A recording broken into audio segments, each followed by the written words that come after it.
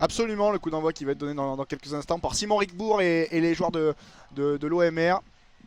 L'arbitre qui se dirige là-bas vers son référent, le délégué, pour régler avec quelques petits détails avant le début de cette rencontre.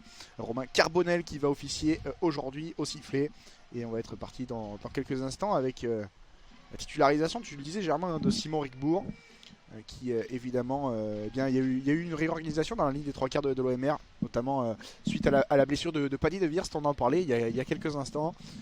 C'est parti, le coup d'envoi donné par Simon Rickbourg et son pied gauche, le ballon dans la zone B en faveur de Dijon. C'est parti pour ce match de la 5e journée de National 2 entre l'OMR et Dijon. Oui, c'est dégagé très loin pour mettre de la pression côté marquois. On va essayer de se dégager côté dijonnais. Alors que pour l'instant on est sur des ballons portés, on essaye avant tout de se dégager. Gros effort de grattage de la part des Marquois, mais ce n'est pas payant. Bernard Rigardo qui va sûrement allonger au pied. Ouais, premier ballon pour les Dijonnais qui vont tenter de se dégager après quelques secondes de jeu. Le ballon pour Quentin Lalarme qui dégage ce ballon directement en touche. Il était dans ses 22 mètres dans la zone B là-bas. Et la touche à venir pour l'OMR sur la ligne des 40 dans le camp de Dijon, toujours dans la zone B.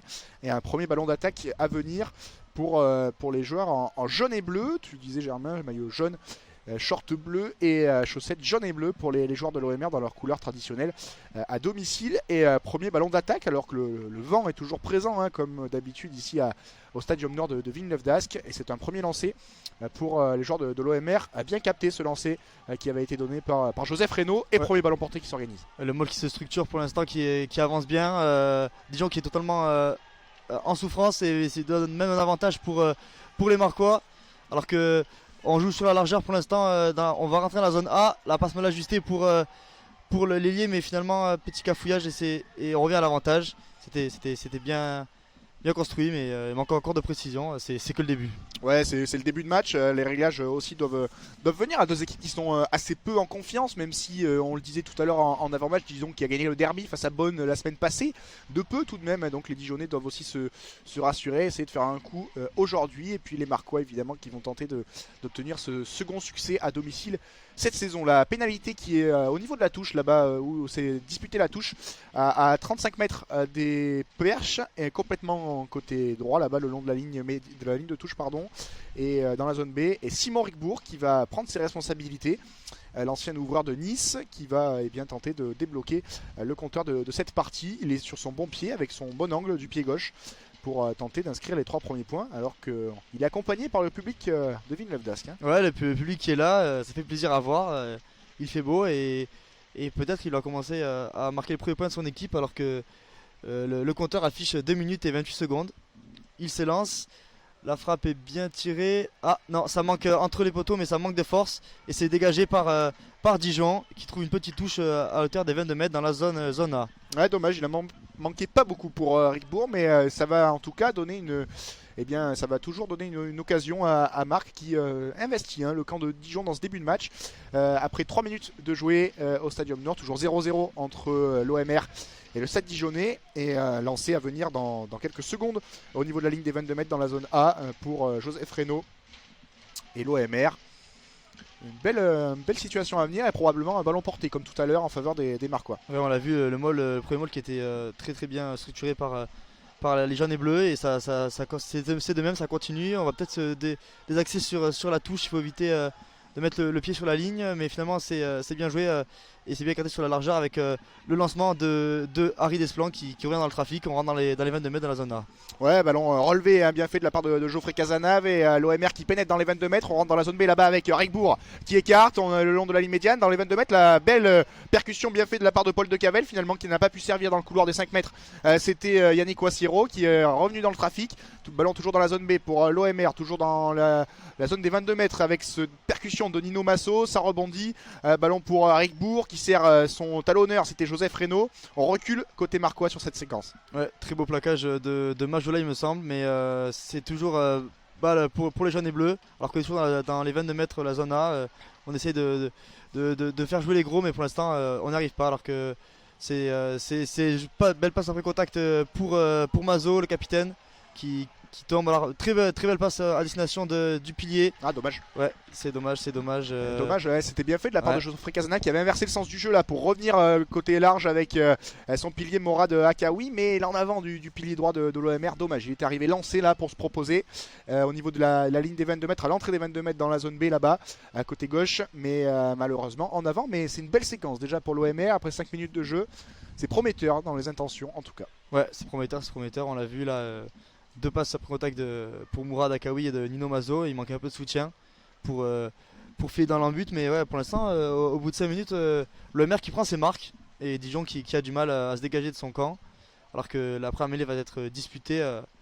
Nous sommes à l'entrée dans les 22 mètres, toujours en zone B, et introduction pour Bernard Regardo. L'OMR qui prend ses marques, c'est fait exprès ou... Ah, je sais pas. C'est bien senti, en tout cas c'est bien senti. En forme, j'ai remarqué sur ce début de match, mais oui, tu le disais, introduction défensive pour Bernard Reggiardo dans ses 22 mètres.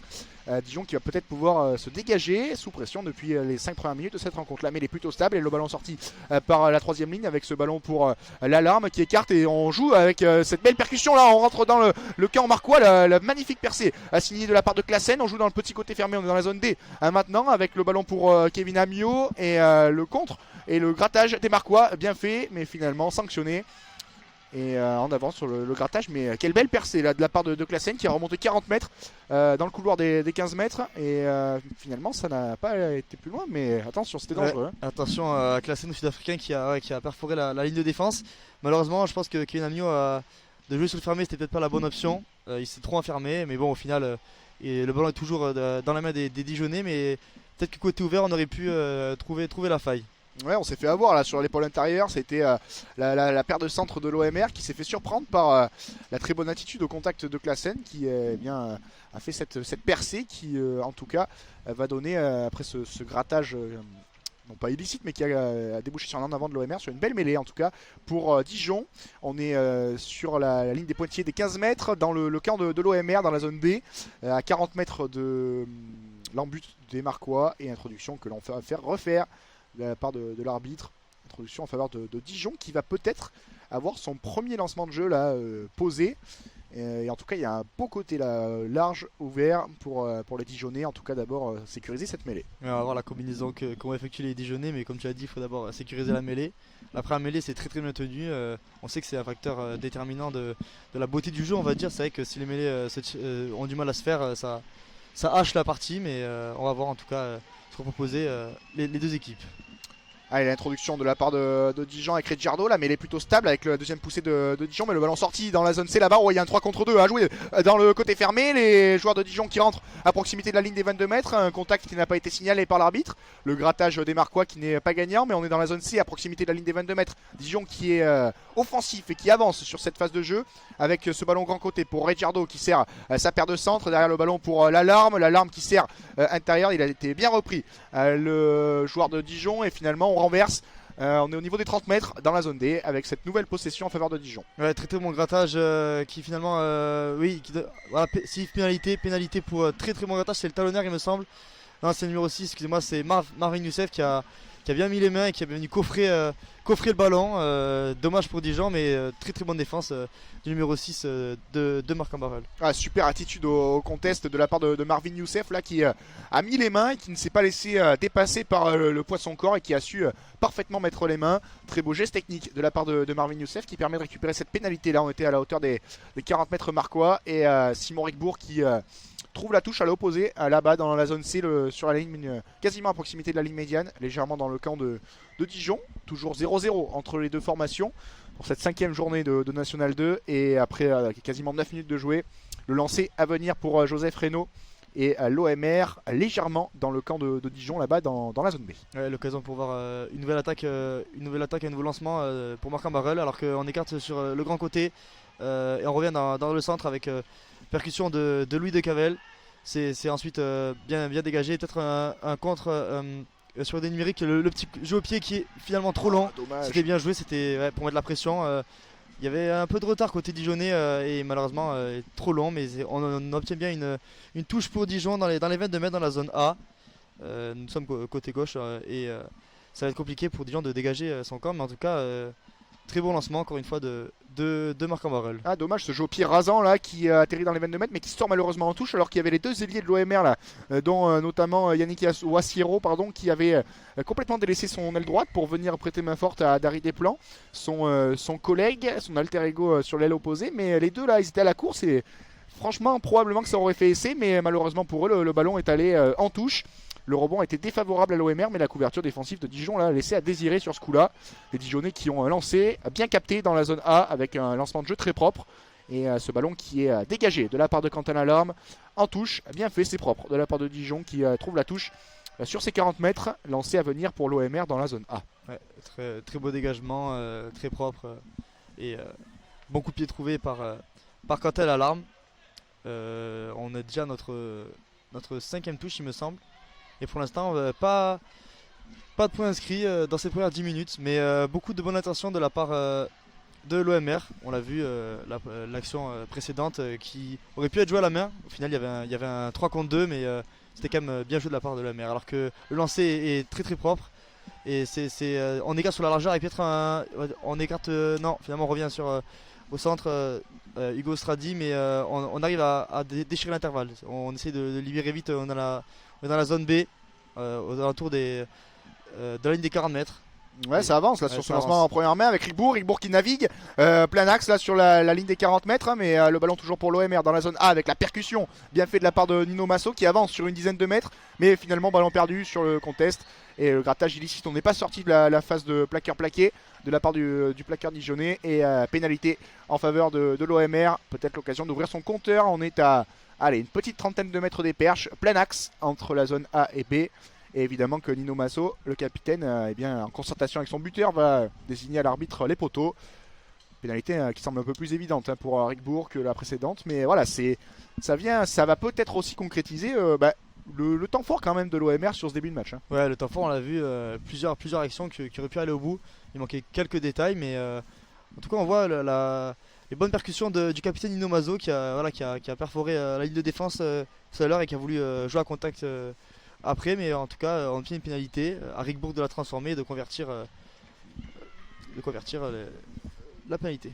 Juste pour vous préciser qu'on a eu un petit souci de connexion qui, juste de quelques instants, là, il y a quelques minutes, on s'en excuse évidemment, petit souci de connexion, mais normalement tout est rétabli pour vivre ce match ensemble. La pénalité de Simon Rickbourg, pied gauche qui passe entre les perches, l'OMR qui ouvre le score après 12 minutes de jeu, 3-0 pour les Marquois dans ce début de match plutôt bien maîtrisé de la part des jaunes et bleus. Ouais, ça va être intéressant de voir comment vont taper la balle les Dijonnais. Est-ce qu'ils vont jouer court ou jouer long?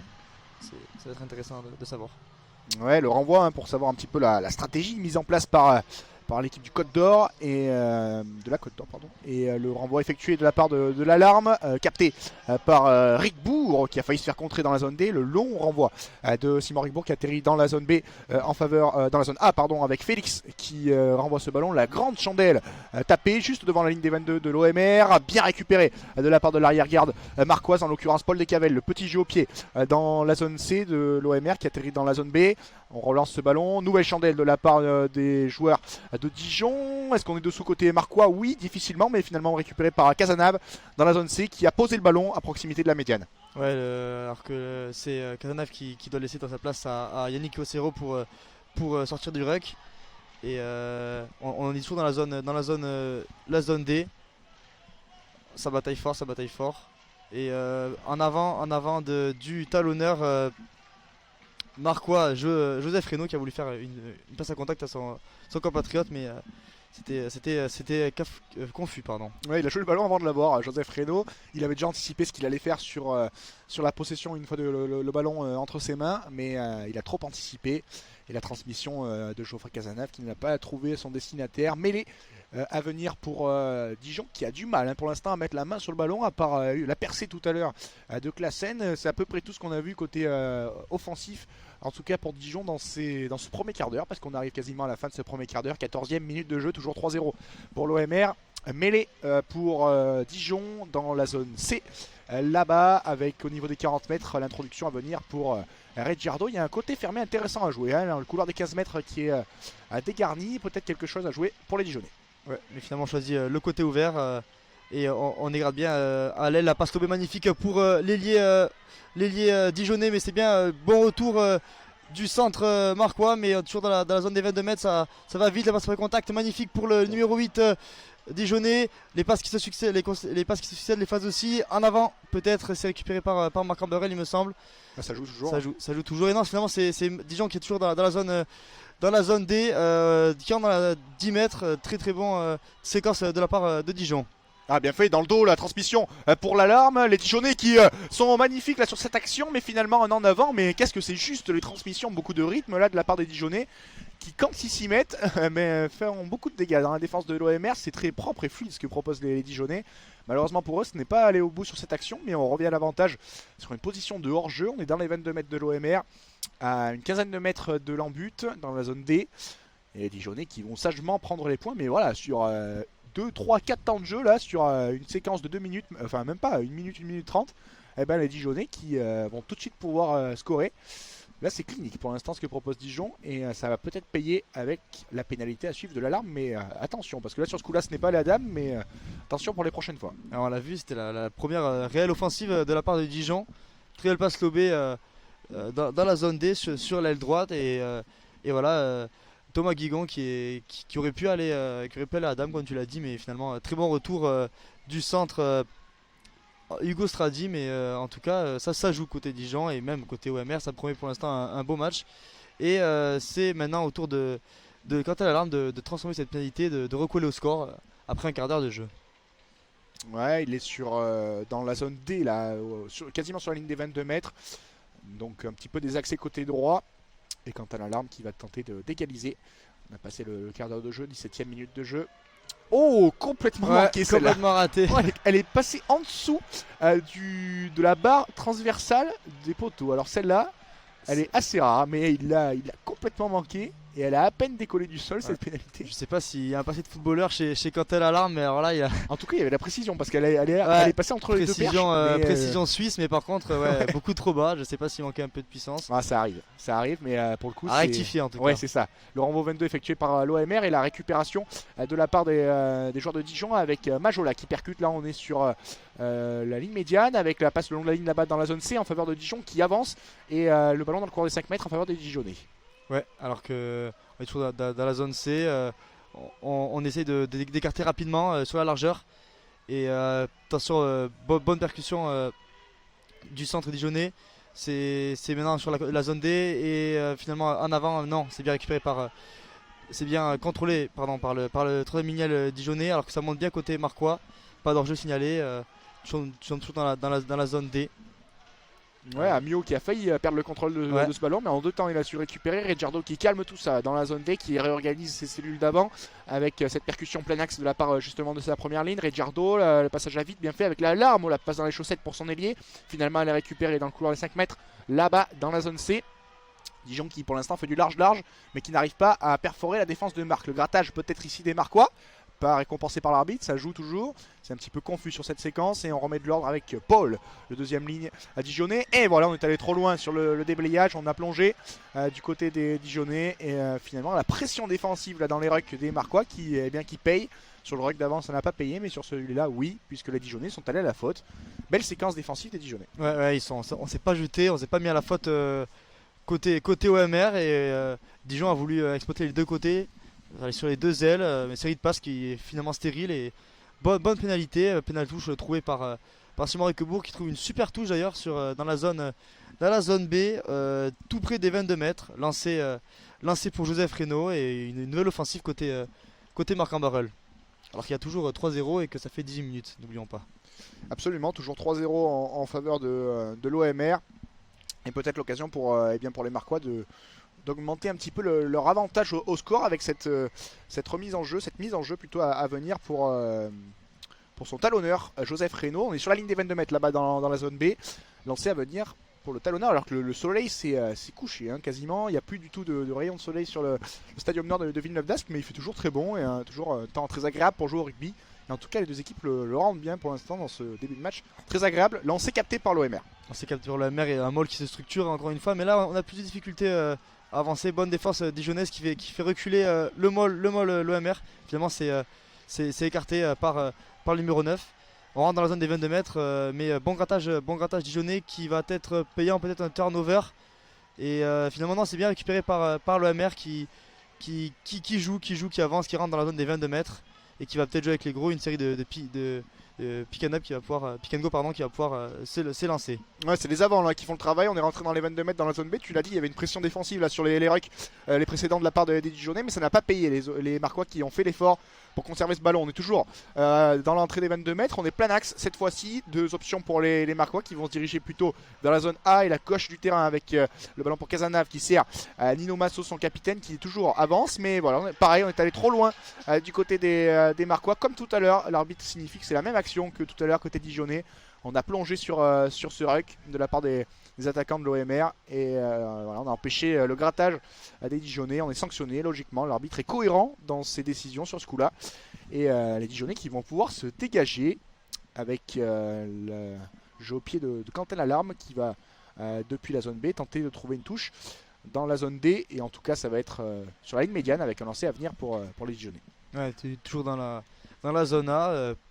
Une touche bien assurée, mais en tout cas on le voit, les deux équipes qui se répandent du tac au tac, deux attaques et deux bonnes défenses. Tout est bien structuré.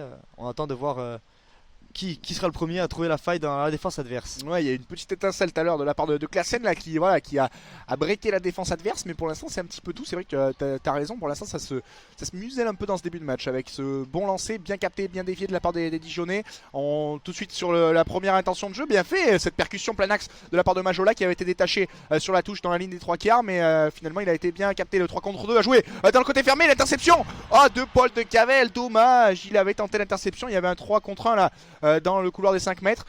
Il était pas loin de l'interception, mais finalement on revient à l'avantage. Il y avait un avantage en cours en avant du côté en faveur des Dijonais. On revient à la mêlée, plein axe. À 40 mètres de l'embut de Marc. Dommage, le petit frisson là qui est passé dans le Stadium Nord avec De Cavel qui était pas loin de l'interception. Ouais, c'est vrai que même s'il y avait en avant, s'il y allait, je pense que personne ne pouvait le rattraper. Ouais. On connaît la vitesse de l'arrière marquois. Mais voilà, le Dijon qui s'en sort bien finalement. Et qu'au final, attention quand même dans le futur, les passes comme ça, trop hasardeuses qui peuvent profiter au contre adverse et peuvent faire très très mal à cette équipe de Dijon. Alors que là, introduction dans la zone C, dans l'axe aux alentours des 40 mètres. Je pense qu'on va plutôt privilégier le côté gauche. Ouais, le côté fermé. Le côté fermé, ouais. Clairement. Il y a 4 joueurs de Dijon qui sont détachés là-bas dans le couloir des 15 mètres. Et non, comme quoi, on joue dans un côté ouvert avec bien fait cette percussion du troisième Lindsand qui sert son ailier bien fait. Kigon dans le couloir des 5 mètres, bien rattrapé, mais finalement il était à 5 mètres de la ligne. Dans la zone D, la belle avancée là, de la part de l'ailier Dijon. Et finalement on écarte large avec ce ballon toujours pour Lalarme qui sert son ailier bien fait. Avec la transmission là-bas, il y a un 2 contre 1 dans la zone C. Et ça va peut-être aller au bout, le plaquage en dernière instance. Bien fait de la part de Wassiro qui sauve la patrie. Mais avantage en cours, on n'a pas lâché sur le rack, c'est chaud. Là dans les 5 mètres, Marquois avec ce nouveau renversement de jeu de la part des Dijonais. Il y a un 2 contre 1, ça va aller au bout avec le ballon lancé. Oh là là, la passe mal assurée. Il y avait un 2 contre 0 à jouer. Et Guigon qui voulait servir son troisième ligne tout seul le long de la ligne de touche pour aller marquer à 10 mètres de l'embut. Dommage, la passe pas du tout assurée là. Très belle séquence Dijonais, mais alors là, Guigon qui était pourtant qui a bien débordé sur l'aile droite. Et là, il y avait juste une petite passe pour son troisième ligne L, Kevin Amiot, et il allait à Dame. Mais bon, en tout cas, on revient à l'avantage, mais c'est dommage. Il s'en veut, il a les mains sur la tête. Là, il était à 10 mètres de son troisième ligne qui était le long de la ligne de touche. Et il était tout seul. Il n'y avait aucun défenseur en face de lui. C'était une action qui allait au bout.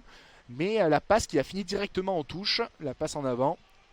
C'est dommage pour Dijon là qui a été à 2 doigts d'inscrire le premier essai de cette rencontre. Bien sûr on revient à l'avantage là-bas dans la zone C puisque les Dijonnais avaient l'avantage sur le retour de Wassiro là déjà qui a sauvé l'OMR, mais il n'était pas sorti sur la phase de plaquage qui a suivi son retour. Et décision intéressante Dijon sur cette pénalité qui choisit la mêlée et qui va s'offrir un grand côté particulièrement grand sur ce coup là. Il y a les 3 quarts du terrain qui sont ouverts. Un petit côté peut-être intéressant, on les a vu coutumiers du fait, mais ça va être intéressant, mais ça chauffe de plus en plus, on le dit depuis tout à l'heure, les Dijonnais sur les phases statiques où ils trouvent des décalages assez aisément, et attention parce que ça se rapproche de plus en plus. Ouais, c'est vrai que la défense marquoise a du mal à bien coulisser, il y a toujours des décalages sur l'aile, on l'a vu deux fois Guigan qui aurait pu aller encore plus loin. Mais ouais, là on a 5 mètres. Action intéressante pour Dijon qu'il va falloir concrétiser pour ouvrir le compteur. Alors qu'on a vu tout à l'heure qu'il me semble que c'était Quentin Alarme qui se faisait soigner pour le contact au niveau du cou, mais tout va bien. Et on peut lancer cette mêlée qui est pour l'instant très stable. Mais les stables avec la ressortie de balle pour Ricciardo, la passe manquée de la part de l'Alarme et l'interception des Marquois avec ce ballon pour l'ailier d'Harry Desplan qui revient à l'intérieur dans le trafic, bien fait dans la zone C. On s'est manqué de la part de Quentin Alarme qui a tenté la passe à l'aveugle après contact et l'interception marquoise finalement. Mais les joueurs de l'OMR qui n'ont pas pu se dégager puisqu'ils ont commis en avant sur la phase de ruck. Et on va revenir à une mêlée pour Dijon, un peu plus lointaine que la précédente. On est sur la ligne des 22 mètres. Mais dans la zone C là-bas, toujours introduction à venir pour Dijon qui s'installe depuis quelques minutes dans le camp de l'OMR. Ouais, mais on l'avait dit tout à l'heure, faire gaffe aux contres et aux passes hasardeuses. Et voilà, Quentin Alarme qui a fait une passe un peu à l'aveugle. Et on l'a vu, ça a été un peu, je pense, mal négocié par l'OMR qui aurait pu encore plus jouer sur l'aile gauche dans la zone A. Et voir son ailier D'Harry Desplan faire un tout droit pour aller inscrire un essai. Mais bon, il a décidé de revenir dans le trafic et a perdu le ballon. Donc ça fait mêlée dans la zone C, aux alentours des 22 mètres. Encore une fois, un grand côté ouvert. Peut-être vont-ils jouer côté fermé, on ne sait pas. Je pense pas, là c'est plus côté ouvert. Mais attention, en tout cas, des deux côtés, au pass hasardeuse côté Dijon et à avoir une bonne défense, bien coulissé côté Marquois. Ouais, parce que bien sûr c'est un jeu à risque, le jeu dijonnais qui est fait de prise de risque dans les transmissions et dans les prises d'intervalle. Oh, alors que là la mêlée avance du côté des Dijonnais, pas d'avantage en cours, mais ballon sorti avec Ricciardo qui tente d'y aller tout seul. On est à 15 mètres de l'embut Marquois dans la zone C, on continue plein axe dans l'axe du ruck avec ce ballon pour Amio, les Dijonnais qui s'installent dans les 22 mètres de l'OMR mais qui pour l'instant n'arrivent pas à marquer. Le contre-ruck des Marquois, finalement le ballon conservé par les Dijonnais avec la belle percussion de Achard qui avance. On est à 7 mètres de l'embut. On va retourner dans la zone C côté fermé avec Ricciardo. Il y a un surnombre. Le ballon pour les Dijonnais toujours avec ce ballon pour Liabo pardon, qui n'a pas pu aller au bout. On est toujours dans le couloir des 5 mètres. Et ça, la pression qui s'intensifie pour les Dijonnais. Ouais, la pression qui s'intensifie comme tu l'as dit, mais bonne défense pour l'instant de l'OMR qui ne se fait pas avoir. On va peut-être jouer côté ouvert, côté Dijonnais, mais là pour l'instant on fait jouer les gros pour avoir plus de percussion et espérer trouver une faille.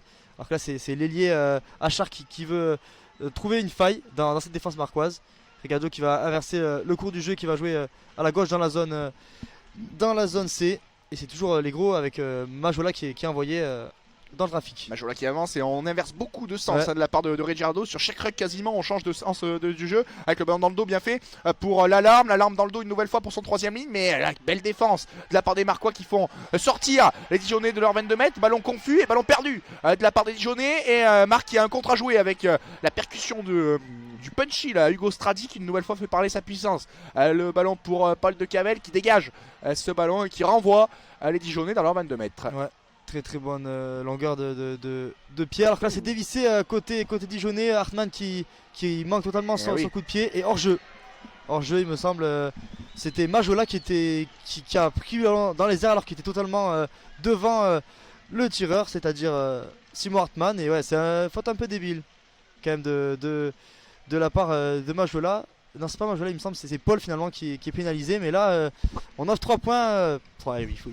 Encore faut-il convertir ces 3 points. Mais très bon défense de la part de Marc Arberel qui n'a pas encaissé d'essai et qui va peut-être avoir un avantage de 6 points si la pénalité est transformée par Simon Riquebourg. Absolument, les Marquois qui se ressortent pour l'instant indemnes de cette séquence très offensive et très dangereuse de la part des joueurs de Dijon. Mais voilà, ils ont reculé sur la fin et le dégagement de Cavel derrière la récupération, la chandelle manquée complètement et finalement la faute classique, j'allais dire, des avants qui rôdent autour et qui sont hors jeu et qui récupèrent ce ballon alors qu'ils étaient en position illicite. Ça offre une pénalité intéressante pour Simon Riquebourg. On est sur la ligne des pointillés des 40 mètres dans le camp de Dijon, dans la zone B. Simon Riquebourg pour sa troisième tentative, ça passe entre les perches et à l'OMR qui mène 6-0, 2 sur 3 pour le buteur maison après 29 minutes de jeu. Pour l'instant l'OMR qui est appliqué, autant offensivement ils sont efficaces, défensivement c'est très propre ce qu'ils proposent pour l'instant. Ouais, pour l'instant c'est que l'OMR a bien pris ses aises dans ce match, mais voilà, après il faut faire gaffe parce que 6-0, un essai transformé et le cours du match est inversé, donc attention, on l'a dit une fois à la défense marquoise, alors que là bon dégagement très long et c'est et ça fait être récupéré par l'allié Thomas Guigon qui a finalement commis un en avant, qui était monté très haut. Très beau dégagement, en tout cas mêlée à venir dans la zone D pour Marc en barrel. Nous sommes à 5 mètres de la ligne de touche. Introduction Geoffrey Cazenave. Ouais, je sais pas ce que tu en penses, Germain, mais c'est vrai qu'on trouve que, ouais, je trouve que Dijon, c'est très appliqué. Alors c'est un petit peu évidemment schématique, stéréotypé ce qu'ils proposent en attaque, mais c'est très maîtrisé. J'ai l'impression que toutes les transmissions, les schémas de jeu sont parfaitement fluides pour l'instant. Alors il y a eu des petits, voilà, des petites scories qui leur empêchent de marquer. Tout à l'heure on l'a vu notamment avec Hartmann, mais pour l'instant c'est très propre offensivement ce qu'ils proposent Dijon. Ouais, c'est très propre. On voit que ce qu'ils ont fait à l'entraînement, ça paye. Mais après, voilà, je pense qu'il manque encore un peu de réalisme côté dijonnais. Et voilà, on l'a vu faire gaffe aux transmissions qui peuvent coûter cher. Alors que voilà, Marc Amberel se nourrit des erreurs pour l'instant offensives de Dijon, comme on l'a vu tout à l'heure, là, qui a finalement, il y a 2 minutes, amené à une pénalité. Et finalement, Dijon qui récupère un bras cassé. Bah oui, on n'a pas introduit les consignes. Ouais. On n'a pas introduit de la part de Geoffrey Cazenave. Voilà, on est dans la zone D. Hein, on est sur le couloir des 5 mètres dans la zone D, au niveau de la ligne des 22 mètres. Et le bras cassé, le coup franc obtenu par Dijon qui va reprendre la mêlée. Parce que c'est vrai que sur les dernières mêlées avec l'introduction de Dijon, eh ben, les Dijonnais étaient plutôt dominateurs. Même si ça ne s'est pas traduit par des pénalités pour le moment, mais voilà, ils veulent essayer, pourquoi pas, de marquer un petit peu le pack marquois. En tout cas, à 9 minutes de la mi-temps, ils sont toujours menés 6-0 dans ce début de match, qui malgré tout est assez plaisant, hein, même si assez cadenassé, mais évidemment c'est un match entre deux équipes qui sont à la relance dans ce début de saison de National 2. Après une série assez compliquée pour les deux, et on va tenter pour les deux de repartir sur une bonne dynamique avec une introduction. Redjardo, un grand côté intéressant à jouer. Ouais, de très grand côté, on va voir. Avantage. Hein. Avantage, ouais, très bonne mêlée encore une fois de Dijon. Alors que là, on va jouer sur le côté. La passe dans les chaussettes, c'est mal ajusté, mais pas en avant. L'avantage est toujours de vigueur. Et finalement, ouais, il revient à la pénalité. On l'a vu, la passe, encore une fois, on venait de le dire, les transmissions, ouais. C'est vraiment ce qui pêche côté dijonnais, parce que là, il y avait un 2 contre 1, voire un 2 contre 0 pour l'ailier Hartmann. Et malheureusement, c'est le centre, il me semble, c'est Liabo qui rate sa passe. Trop basse, mais finalement, on revient à l'avantage gagné par le super pack dijonnais. On est dans la zone D sur les 22 mètres, et choix très intéressant, on vise la pénale touche. Ouais, mais tu le disais encore une fois, il avait quasiment la moitié du terrain en largeur pour lui tout seul, les liés là-bas, mais la transmission a été mal assurée. La combinaison était très propre, on avait fixé les Marquois au cœur du jeu, toute la défense, les centres et les ailiers, et l'ailier droit là-bas, Wassiro, mais voilà, on n'a pas réussi à marquer. Alors peut-être avec les avants, parce que les 3/4 pour l'instant n'y arrivent pas. Les avants avec cette pénale touche, avec ce lancé à 5 mètres de l'embut dans la zone D en faveur de Dijon, avec Findinde qui effectue ce lancer très bien capté magnifiquement de la part de Grobler, mais le lancer pas droit. Voilà, encore des scories pour Dijon qui n'y arrive pas à l'approche de la ligne de l'OMR, et on va voir le choix qui va être fait par l'OMR, touche ou mêlée, et on va prendre la mêlée sur sa ligne des 5 mètres dans la zone D. Ouais, pour l'instant, Dijon qui n'arrive pas. Hein. Ouais, c'est dommage, c'est vendangé cette touche, parce que là, à 5 mètres, c'était, je pense, la première fois que Dijon était aussi proche de l'embut marquois, et malheureusement, cette transmission mal assurée qui offre une mêlée pour Marc Ambarel, qui va devoir vite se dégager sous la pression dijonnaise, alors qu'on voit pour l'instant que le pack de Marc Ambarel a du mal face à la puissance du pack dijonnais. Ouais, introduction sous pression pour Geoffrey Cazenave. Et le pack de l'OMR, l'introduction, la preuve de force qui est plutôt stable, et le ballon sorti par Thibaut Domenech qui gagne quelques mètres précieux là sur cette sortie de mêlée. Mais attention, grattage gagnant de la part des Dijonnais, évidemment, qui se congratulent quant à l'alarme en tête, évidemment, parce que ça va être l'occasion peut-être de débloquer leur compteur. Mais voilà, il était tout seul, il est parti trop vite tout seul, Thibaut Domenech. Il n'y a pas eu de soutien pour accompagner sa sortie de mêlée, et il s'est fait gratter logiquement le ballon. Évidemment, on demande les 3 points, on fait le signe des 3 points pour l'alarme, et on demande le tee qui va être ramené. La pénalité qui semble peut-être un peu plus évidente cette fois-ci pour le buteur dijonnais. Dommage pour l'OMR de quasiment offrir ses 3 points en sortie de mêlée. Ouais, un très bon grattage en tout cas à souligner du numéro 6, Vérac, qui permet donc à Dijon d'avoir une pénalité dans les cordes cette fois-ci, je l'espère, de compter l'alarme. On est voilà, dans la zone D, on est à peu près 15-20 mètres, je pense que c'est dans les cordes. Il faudra juste viser plus haut par rapport à la dernière fois. Ah oui, oui. On peut recoller à 3 points alors qu'il reste seulement 6-7 minutes avant la fin de cette première mi-temps qui sera quand même au niveau des essais. On n'a pas vu beaucoup de grand chose. On a vu quand même des bons lancements, mais c'est pas allé au bout. On verra par la suite si les défenses et les attaques se délient. L'alarme pour ouvrir le compteur de Dijon à 6 minutes de la fin de cette première période. Il est sur un échec pour l'instant sur son unique tentative, le buteur dijonnais. Il est sifflé par le Stadium Nord, mais ça passe cette fois-ci. Il a réglé la mire. Et Dijon qui ouvre son compteur 6-3, toujours en faveur de l'OMR à 5 minutes 30 de la fin de cette première période. Dijon qui matérialise malgré tout quand même une domination dans le camp de l'OMR depuis quelques minutes. À présent, 6-3 en faveur des Marquois. Ouais, alors que on attend le ballon côté Marquois. Très très belle passe de la part du centre Hugo Stradi. On va dégager, on va voir si on va viser un jeu lent ou un jeu court au pied pour Simon Riquebourg. C'est finalement un jeu plutôt court dans la zone B, mais c'est bien récupéré par Simon Vérac qui assure la réception. Ouais, acrobatiquement, ouais. Il s'est fait une petite acrobatie. Simon Vérac, évidemment, la note artistique qui est validée pour lui. Le ballon toujours dans la zone B. En faveur des joueurs de Dijon qui recollent au score. Pour l'instant, tu le disais, hein, c'est pas la première période la plus prolifique ni la plus spectaculaire, mais voilà, pour l'instant, les Dijonnais qui collent au score. Le box kick de la part de Bernard Reggiardo, bien capté, j'allais dire, ben non, perdu de la part de Yannick Wassiro, en avant et sur le ballon haut. Même si l'arbitre signale un en avant finalement Dijonnais, alors que peut-être il y avait eu en arrière de Wassiro et derrière sur le ruck, en tout cas sur le ballon à terre en avant Dijonnais. Et donc mêlée à suivre. On est au niveau de la médiane, très légèrement dans le camp de l'OMR, dans la zone C, là-bas dans le couloir des 15 mètres. Ouais, alors que Romain Carbonel a estimé que la perte de balle de Yannick Wassiro était en arrière, heureusement pour l'OMR. Une mêlée à négocier alors qu'on a le côté ouvert qui paraît bien lancé. On va voir si parce que mine de rien l'OMR qui a moins eu d'attaques placées que Dijon et la seule attaque placée qui s'était quand même bien profilée. On va voir ce que ça donne alors que la mêlée tourne, mais l'arbitre ne dit rien. C'est écarté à la largeur. Mauvaise transmission et finalement c'est bien récupéré par Harry Desplan.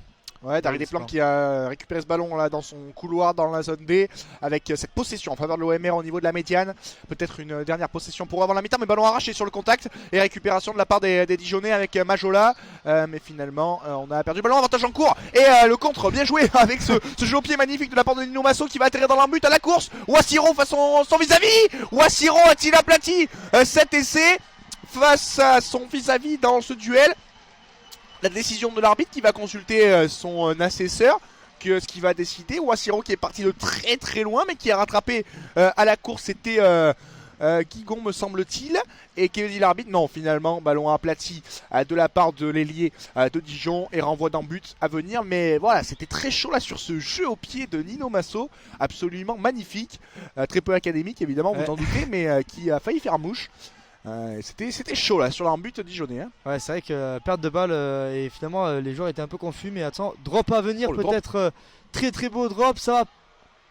Oh, le poteau, quel dommage. Oh, quel drop, il était aux 50 mètres là. Ça, niveau top 14. Oh là là, quel ça dommage. fait François Stein là. Ouais, alors que pour l'instant, c'est pour l'instant bonne relance de mode Dijon avec ça s'enflamme. Très belle percée. Attention, la passe magnifique pour le centre. C'est bien. Très gros plaquage de Marc Ambaran. On est dans la zone C, mais quelle relance magnifique de Dijon. Oh, il y a un côté ouvert. Ouais. Ils sont 5 là sur les extérieurs. Il y a un surnombre énorme pour Dijon, mais ça met du temps à sortir avec Reggiardo. On va jouer peut-être dans le dos. Non, c'est finalement capté et récupéré par Fitinde. Il y a toujours un surnombre dans la zone D pour les Dijonnais. L'alarme dans le dos. Il y a toujours ce surnombre. 3 contre 2 avec le ballon pour cette fois-ci c'est Achar qui rentre intérieur. Mais quelle action là avec le drop de 50 mètres de la part de Louis de Cavel qui a tapé le poteau, incroyable. Avec le grattage de l'OMR là au niveau de la médiane, il est le premier et il va récupérer le ballon. Non, finalement contre les appuis. Oh, ça s'anime, ça s'anime là, après le drop très très beau dépassement de la part de Hartmann. Alors que là Chandel un peu basse, mais finalement c'est un contact dans les airs. Non, c'est bien récupéré par Dijon. C'est un peu confus là. Ouais, là c'est. Ouais, c'est un peu, là, c'est un C'est peu un peu n'importe n'importe quoi quoi, sur ouais. cette fin d'action. Mais voilà, le début était allez, magnifique. Franchement, des deux côtés, on a vu. Alors, ça partait il y a quelques minutes de ce jeu au pied de Nino Masso, le renvoi d'en but. Et juste en fait, sur le renvoi d'en but, de Cavell qui récupère son ballon à 60 mètres des péages, qui prend son élan, qui on le voit, qui positionne ses mains pour taper le drop. Et il part de très très loin, très très haut. Et il s'écrase sur le poteau, sur le bas du poteau. Ça a failli donner l'un des drops de la journée, une image de la journée de cette Nationale 2. Malheureusement pour le centre de l'OMR, ça n'est pas passé. Mais tu le disais, après on a vu la relance là-bas le long de la ligne de touche depuis la zone B vers la zone C. Et la remise intérieure qui n'a pas été gagnante pour les joueurs de Dijon. Et évidemment, après une séquence comme ça, voilà, les joueurs qui ont un peu les genoux à terre, notamment les avants, juste avant la mi-temps, il y a besoin de récupérer. Hein. Ouais, c'est vrai que là, c'était une séquence de 2-3 minutes très éprouvante pour les corps. Et au final, ça aboutit sur une mêlée introduction Dijon, il me semble. Et ouais, on l'a vu, c'est avec ce drop, s'il était passé, ça. Waouh, ça aurait fait le tour. Pas le tour du monde, mais quand même le Tour de France. Très, très belle initiative de Louis de Cavell qui aurait pu faire mouche. Et voilà, on l'a dit, il reste un peu moins de 3 minutes avant la fin de cette première période. Et toujours 6-3. Dijon qui reste au contact. Absolument, là ça s'est emballé sur cette fin de première période. Il reste quelques secondes dans ce premier acte. Et à l'une des dernières actions avec Bernard Reggiardo. Toujours on est légèrement dans le camp de l'OMR dans la zone C. Et une dernière offensive à disputer. On va faire refaire cette mêlée. Ouais. Et alors qu'on voit les remplaçants de l'OMR qui passent devant nous et qui vont bien se diriger vers les vestiaires. Ils étaient derrière l'embut marquois pour s'échauffer, garder le rythme dans cette première période. Et ils vont tranquillement se diriger vers les vestiaires pour la mi-temps dans quelques petites secondes. Ouais. On va voir si un de leurs énièmes lancements va enfin pouvoir être concrétisé de la part de Dijon, le côté ouvert qui. Alors que Trigos poussé, finalement c'est côté fermé. Très très beau départ de Majola, mais bien récupéré aux alentours des 30 mètres. On essaie de sortir côté Marc-en-Barœul dans la zone C. On fait avancer les gros là pour avoir de la percussion. Ouais, une dernière offensive pour les Dijonais. Pourquoi pas égaliser dans la fin de cette première période. Toujours le ballon, mais le grattage marquois finalement pas payant. On était toujours dans la zone C. Et avantage en cours, on n'est pas sorti. On n'est pas sorti de la phase de ruck. On est au niveau de la ligne des 40 mètres. Et un ballon gratuit pour les Dijonais avec cet avantage. Mais en avant. Et mi-temps. Et il y avait avantage il y a quelques instants. Ouais, il a oublié il a oublié l'avantage. Il a oublié l'avantage, ouais. Il a oublié l'avantage. Mais c'était. Et bien, carton. Carton jaune pour contestation. Et il met carton pour contestation. Ouais, c'est Quentin Lalarme, je crois. Alors là, c'est incroyable. Ouais, alors là c'est incroyable. Ouais. Il met carton jaune à Quentin Lalarme et il va s'expliquer avec le coach Dijonais qui. Alors là, honnêtement, sûrement qu'il devait avoir tendu le bras pour un avantage en avant peut-être. Ouais, mais c'est marrant parce qu'on pensait vraiment que c'était un joueur de Marc-en-Barœul parce qu'il fait le geste comme s'il sortait pas de la face plaqué. Incompréhension, mais carton jaune. Et Quentin Lalarme qui prend carton jaune, c'est passé totalement inaperçu. Ouais. Mais je crois bien que c'est lui. Ouais, et je sais pas si Quentin Lalarme, on n'arrive pas à voir son numéro. Alors je l'ai vu contester juste après le coup de sifflet, donc à mon avis c'est lui. Je pense que c'est lui, mais ça allait très vite en fait. L'arbitre en une seconde a sorti et remis le carton dans sa poche. Alors à voir, début de seconde période, on va vous dire si Quentin Lalarme sera sur le terrain. Je suis pas sûr que c'est Quentin Lalarme, je crois avoir des numéros que ce serait peut-être le talonneur. Non, c'est pas le talonneur. En tout cas, on va voir ça, on verra ça en début de seconde période. Mais voilà, étonnant de mettre il a peut-être contesté, mais on peut lui expliquer de manière un petit peu pédagogue pour lui dire monsieur, voilà, c'était un avantage pour en avant, fin mi-temps, allez vous reposer. Et il prend un carton jaune sur ça. Alors peut-être que les mots étaient très blessants. Je pense que c'est peut-être ça qui a fait que. Parce qu'on l'a vu. C'est énervé d'un coup. Ouais, d'un coup il a mis le jaune dans l'incompréhension. Il doit avoir ses raisons. Ouais, il doit avoir ses raisons. On peut le comprendre. Mais en tout cas, deuxième mi-temps qui sera joué en infériorité numérique pour Dijon. Et en tout cas, on se quitte pour l'instant à ce premier mi-temps sur un avantage serré pour Marc-en-Barœul 6-3. Ouais, absolument. 6-3 après cette première mi-temps qui s'est animée notamment sur la fin avec 5-6 dernières minutes palpitantes. Et on vous tient au courant évidemment juste après, dans quelques minutes, de l'évolution notamment du carton jaune, de savoir quelle est l'identité du joueur qui a pris le carton jaune. Merci de nous avoir suivis dans cette première période. On se retrouve dans une dizaine de minutes, une grosse dizaine de minutes pour la seconde période. A tout de suite. De Dijon qui a écopé de ce carton jaune. On va essayer de voir. Qui est-ce qui a écopé de ce carton jaune. Mais en tout cas, c'était une action un petit peu bizarre sur cette fin de première période.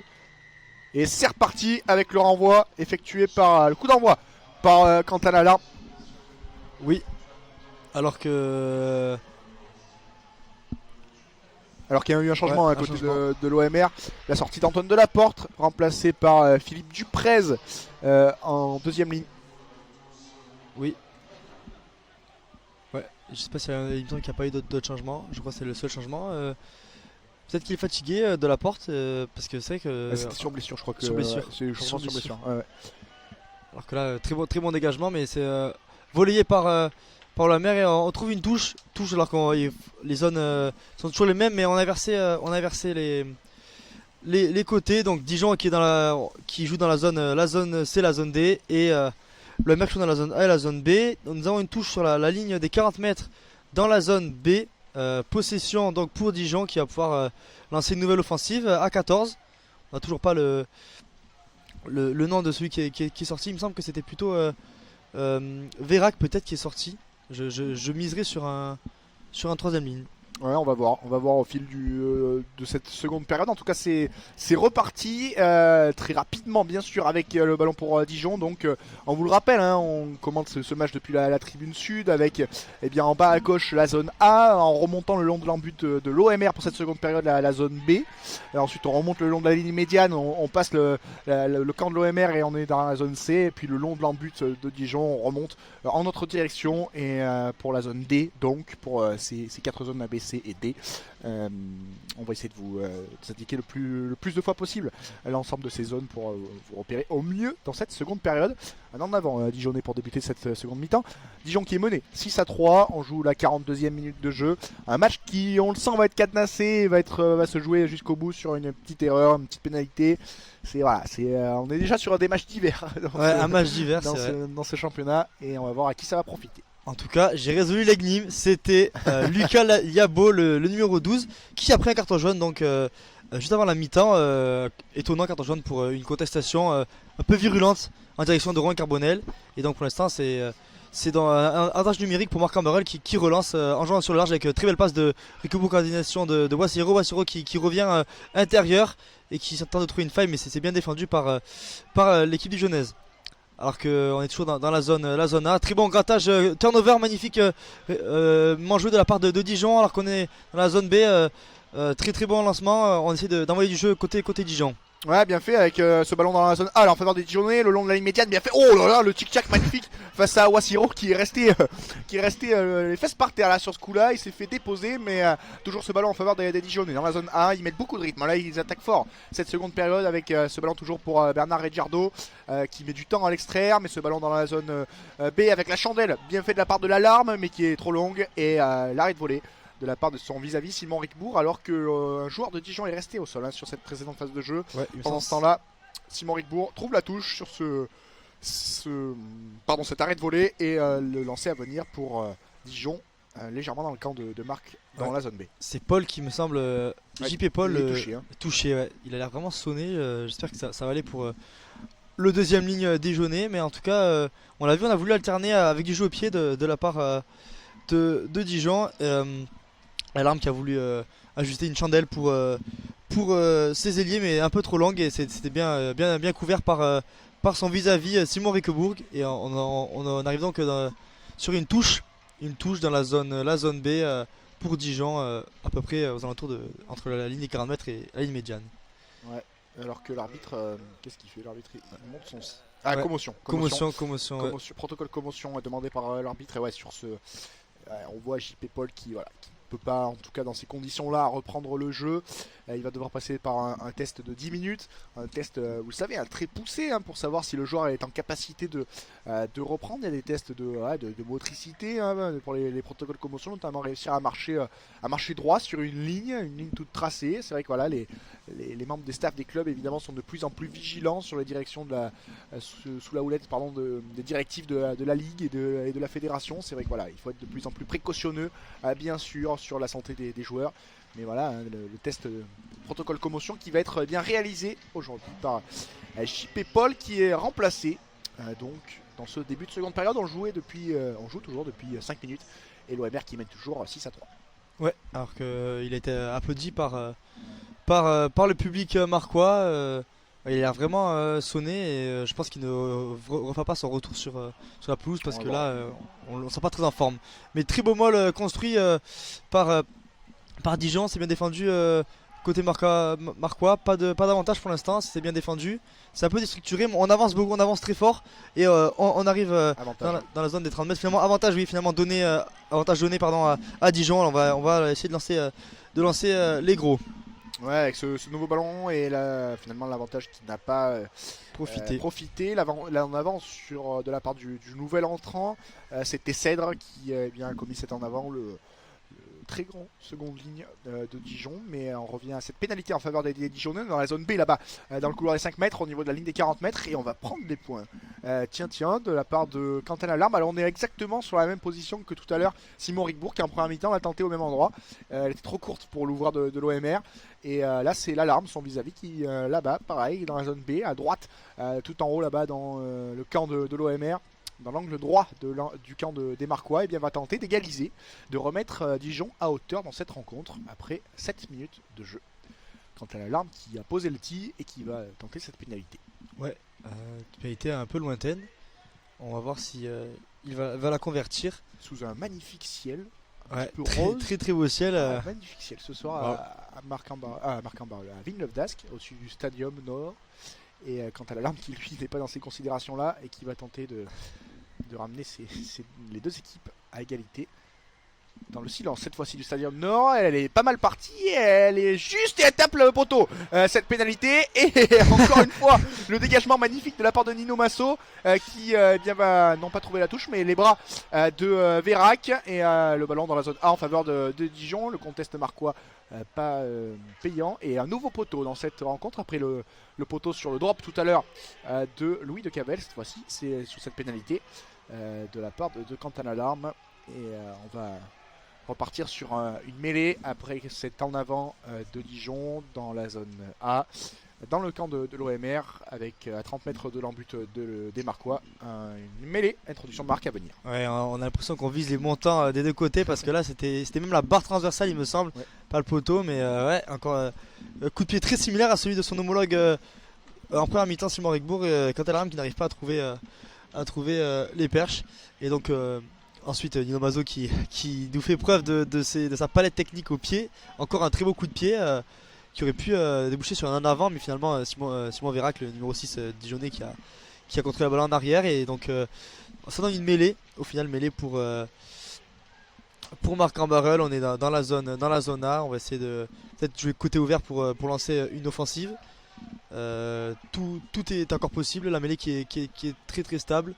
Et on va finalement choisir le côté fermé. Non, encore très belle feinte. Côté ouvert avec on joue sur la largeur avec Dari Desplan qui revient intérieur sur la zone de la ligne des 50 pardon, excusez-moi. Alors que on envoie du jeu, on envoie avec Nino Mazo qui va percuter. On re-inverse le cours du jeu côté fermé, petit coup de pied magnifique, mais c'est un peu trop lointain et c'est bien couvert par les Dijonnais qui en ralassent comme il peut.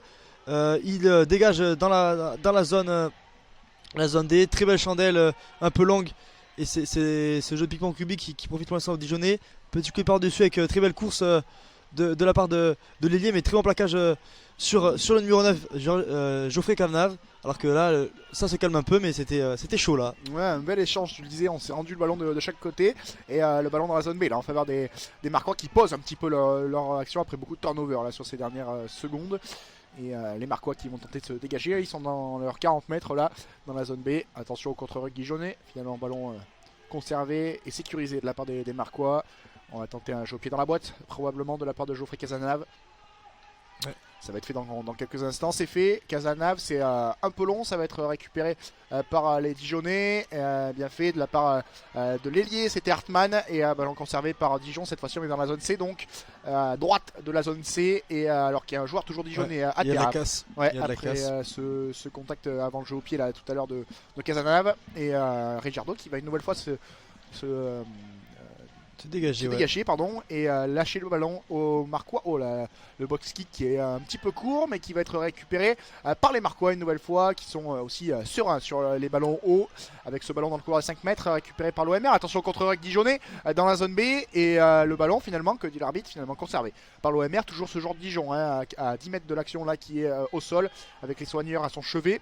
Et un changement qui va d'ailleurs être prévu dans quelques instants pour les Dijonais, mais toujours ce ballon en faveur de Marc. On joue dans la zone des 40-40 là pour l'instant depuis quelques minutes. Oh, on est allé trop loin sur ce déblayage de la part des Marquois. Finalement ballon conservé, et le grattage, c'est perdu, c'est gagné. Finalement les Marquois qui s'en servent et qui rentrent dans le camp Dijonais avec Rigbourg. Rigbourg la passe sautée bien fait pour Youssef. Youssef le long de la ligne pour Wassiro. Wassiro dans la zone B, le jeu au pied par-dessus de Wassiro face à son vis-à-vis. Va-t-il le récupérer? Non, finalement. Oh, un magnifique sauvetage signé de la part de Classen, qui est venu en catastrophe face à la pression de Wassiro, qui avait mis beaucoup de rythme dans son action et dans sa course.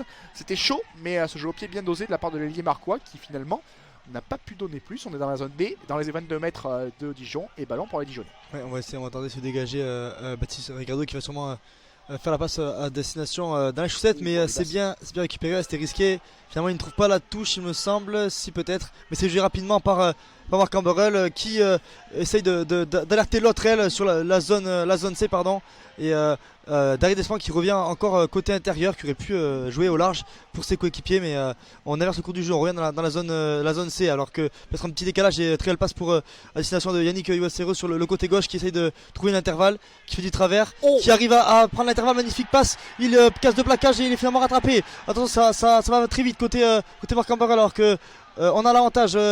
Très belle percée de Rigbourg, qui joue pour soi, centre, et finalement essai, très bel essai, quelle combinaison de Marc Camberel, et c'est finalement c'est Joseph Reynaud. Ouais, Joseph Reynaud qui vient aplatir entre les perches. Très très belle combinaison, on l'a vu, ça partait d'un dépassement et d'un franchissement de Yannick Uwasero sur le côté droit, qui est venu ensuite sur deux phases de jeu. C'est très bien écarté par Simon Rigbourg, qui arrive à fixer, qui remet direct avant de se faire plaquer pour son centre Louis Descavelles qui n'a plus qu'à fixer pour son talonneur Reynaud, qui va ensuite aplatir entre les perches. Ça fait 11-3 avant la transformation. Quelle action magnifique de la part de l'OMR. On disait Dijon capable de réaliser de belles choses offensivement, mais là quelle action de la part des Marquois, avec un Wassiro qui nous a proposé avec ses appuis électriques là, des crochets magnifiques et très rapides, très courts, qui ont déstabilisé la défense de Dijon. Il reste au sol d'ailleurs Wassiro sur cette dernière séquence magnifique de sa part. Il était très en forme là, depuis quelques instants, mais derrière tu le disais, le relais avec Simon Rigbourg là, qui allait faire cette course tranchante à l'intérieur là pour casser la défense qui montait très fort sur les extérieurs de la part des Dijonais. Et derrière, magnifique la passe au contact pour servir Joseph Reynaud, qui lui aussi était au soutien une nouvelle fois. Ce talonneur très mobile. Comme à mon avis pas mal de talonneurs aujourd'hui, c'est le poste qui veut ça, évidemment, la modernité, et là il était au soutien, un talonneur très remuant qui est allé se proposer pour aller marquer et plonger entre les perches, plein de rage évidemment. Magnifique essai des Marquois, qui intervient au meilleur moment. 53e, 13-3 avec la transformation de Rigbourg en face des perches. Voilà, ça va leur donner de la confiance aux Marquois, et ils prennent 10 points d'avance dans cette partie là. Un essai qui va leur faire du bien, en plus un essai spectaculaire. Ouais, alors qu'il faut signaler deux changements côté Dijonais. La rentrée de MZ, le demi de mêlée à la place de Bernard Rigardo, et aussi la rentrée de Prémel au poste de troisième ligne, il me semble. Et on peut noter aussi côté Marc Camberel la rentrée du numéro 23, c'est-à-dire le pilier. C'est Mazovic. Ouais, Mazo Siwe, prénom un peu compliqué, qui remplace son vis-à-vis Mourad Akaoudi. Ouais, Dijon là, qui commet une faute là sur ce renvoi, plaquage en l'air, plaquage illicite là, de la part de l'ailier qui était monté en flèche sur son vis-à-vis. C'était Daryl Despentes qui a été plaqué de manière illicite, et donc la pénalité gratuite à Marc, qui va pouvoir se dégager sur ce renvoi tranquillement avec la botte de non pas Simon Rigbourg, mais Simon Rigbourg finalement, parce que c'est Paul Descavelles, il avait fait tout le terrain pour prendre cette pénalité, mais finalement il l'a laissé à Simon Rigbourg. Oh, la toute petite touche trouvée de la part de l'ouvreur de l'OMR sur la ligne des 40 des Marquois dans la zone B, alors que les changements continuent évidemment. On voit beaucoup de joueurs qui se préparent des deux côtés. On arrive quasiment à l'heure de jeu, évidemment, les rotations qui s'intensifient du côté des deux formations, mais voilà, un plus 10 dans un match comme ça très serré, c'est un petit matelas quand même pour l'OMR.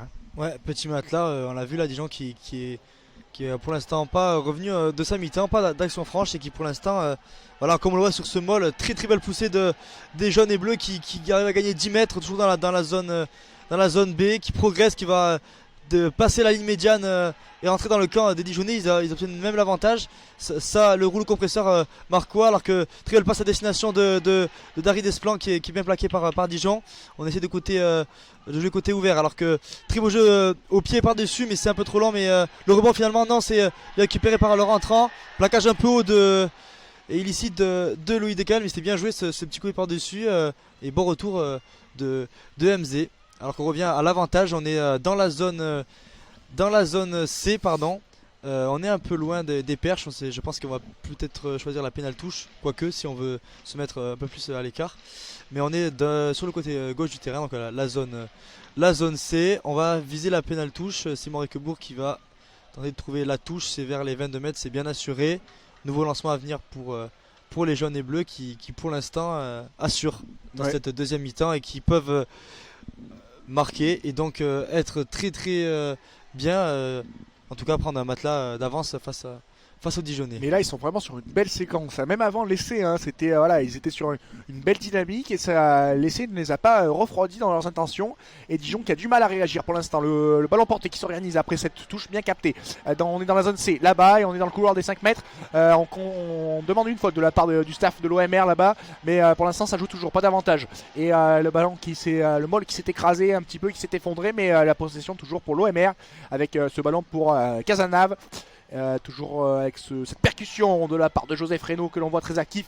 Pour l'instant, le seul marqueur d'essai dans cette rencontre. Toujours ce ballon pour Nino Masso également. Lui, au four et au moulin, le capitaine marquois ce soir.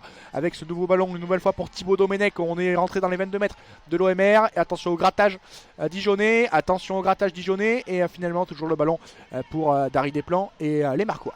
Ouais, alors que là, on fait jeu que les gros pardon, depuis 4-5 phases de jeu. Ça paye, mais très bonne défense de Dijon. Alors que là, on essaye de soutenir son coéquipier.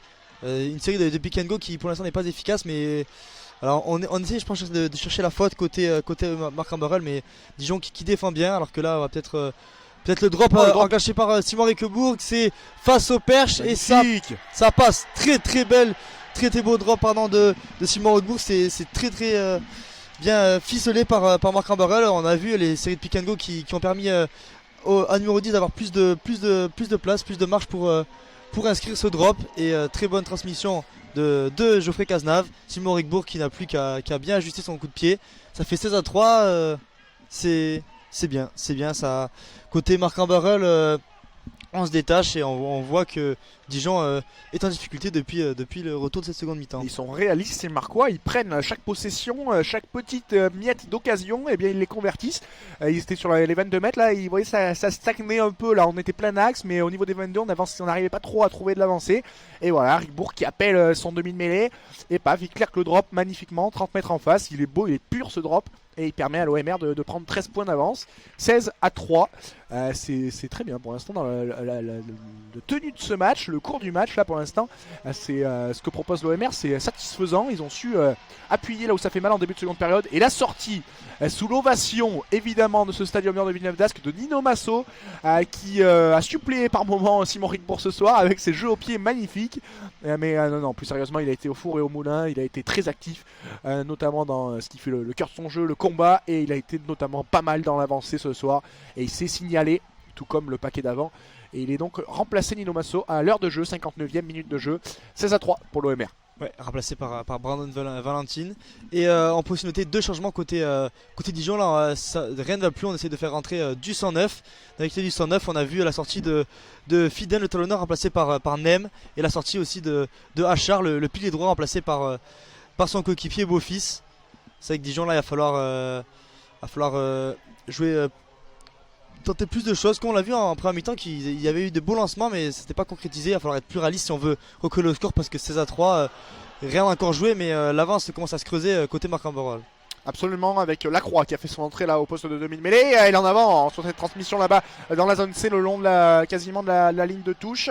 Et attention, le ballon, le turnover pour les Marquois. Il y a peut-être quoi jouer dans le renversement, mais finalement l'avantage qui a été consumé et l'arbitre qui va revenir à la mêlée à suivre. En faveur de l'OMR, le jeu se déroule dans le camp de Dijon, hein, clairement depuis 20 minutes dans cette seconde période.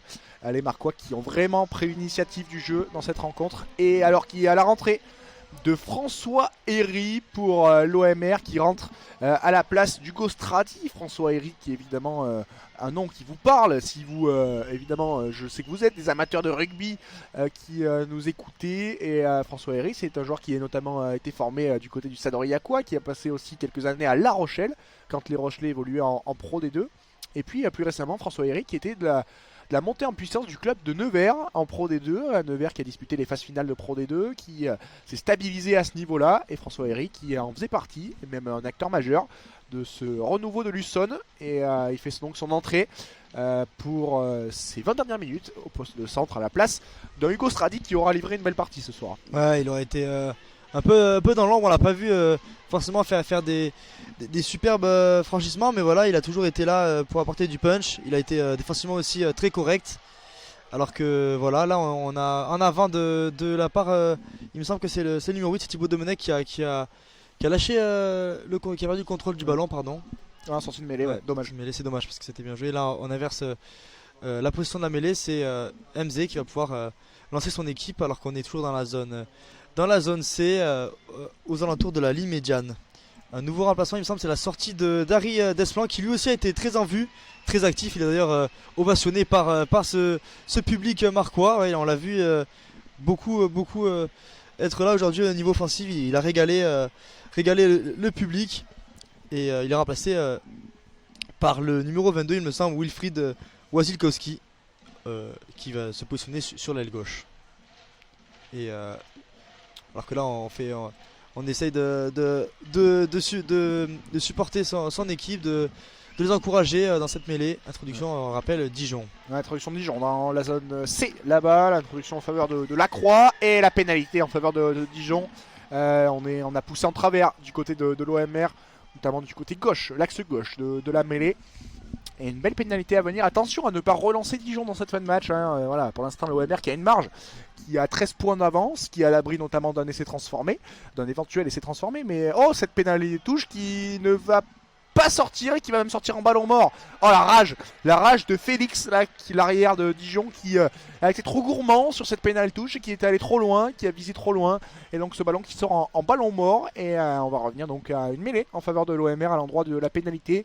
Enfin en tout cas du coup de pied de Félix, c'est-à-dire eh bien on retourne à la case départ dans la zone C, légèrement dans le camp de Dijon, quoique non c'est touche ou mêlée, donc les Marquois qui vont choisir la touche, évidemment ils ont le choix hein, sur un cas comme celui-là, bien sûr quand le ballon sort en ballon mort comme ça, c'est touche ou mêlée et ils ont choisi la touche, les Marquois pour un lancement de jeu un peu plus rapide. Ouais, c'est dommage côté Dijon parce qu'on s'était rassuré avec la mêlée, on l'a vu depuis le début qui était un peu leur point fort.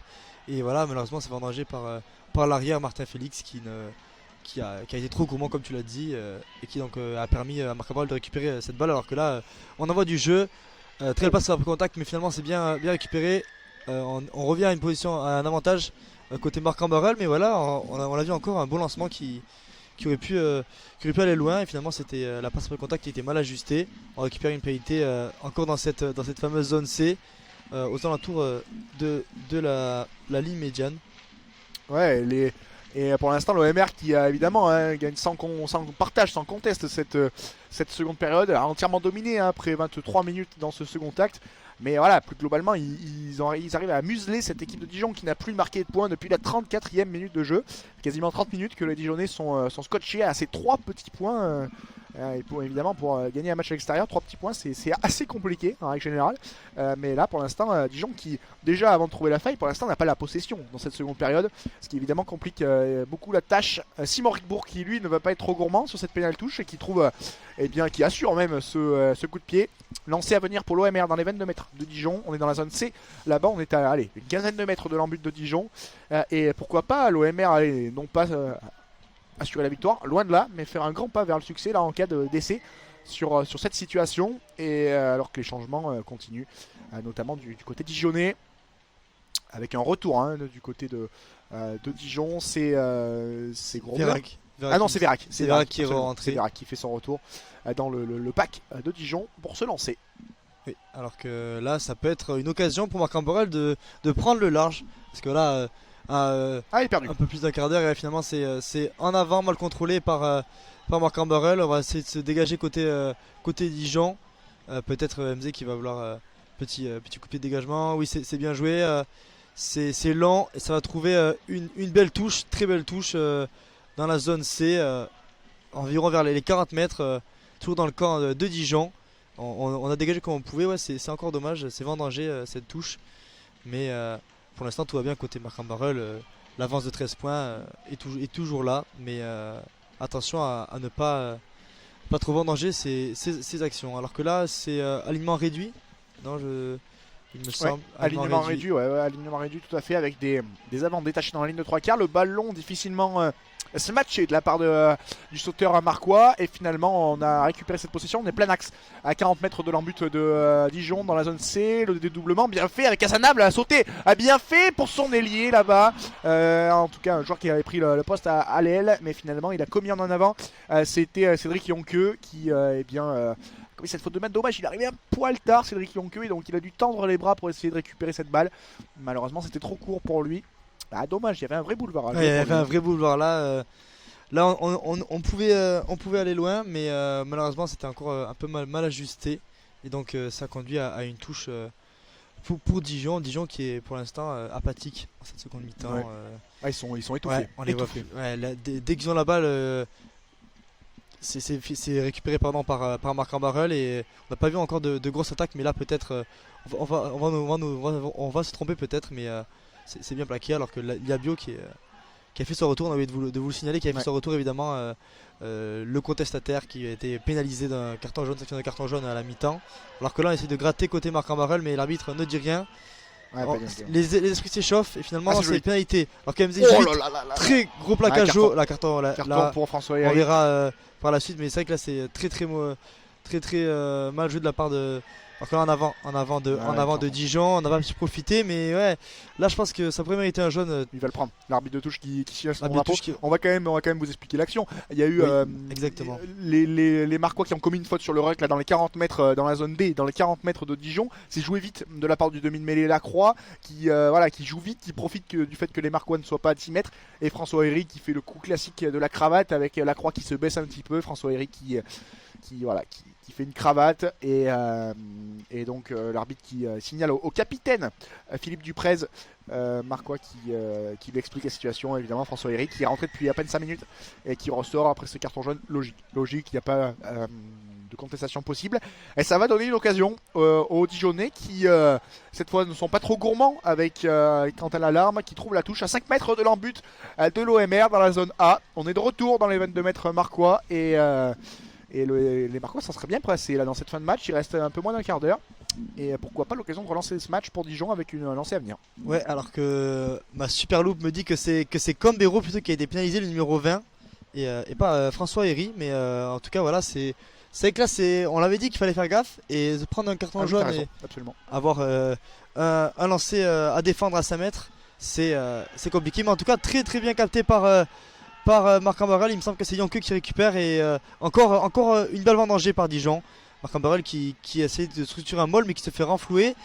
Ah non, ils sont toujours la balle. Ils sont toujours la balle, les Dijonnais, ils sont à 5 mètres de la ligne, avec ce ballon pour Lacroix, et Lacroix qui cornaque ses avants là pour les Dijonnais. Ils sont dans la zone A à 5 mètres de la ligne. Pourquoi pas pour relancer ce match et ces 10 dernières minutes avec cette nouvelle possession pour Tessèdre qui tente de se rapprocher des perches pour les marquer. On retourne dans le fermé, il y a pas mal de Dijonnais, mais finalement la grosse défense des Marquois face à notamment Guingui qui a tenté de percuter, mais il a reculé sur cette phase de jeu. Et une nouvelle fois on prend son temps avec Lacroix qui appelle ses avants. En l'occurrence là c'était Machola, et les Dijonnais qui pour l'instant pilonnent la défense de Marc, mais pour l'instant ça ne passe pas avec la percussion ici une nouvelle fois, mais c'est repoussé de la part de la défense qui est très appliquée de l'OMR, et on retourne dans le fermé.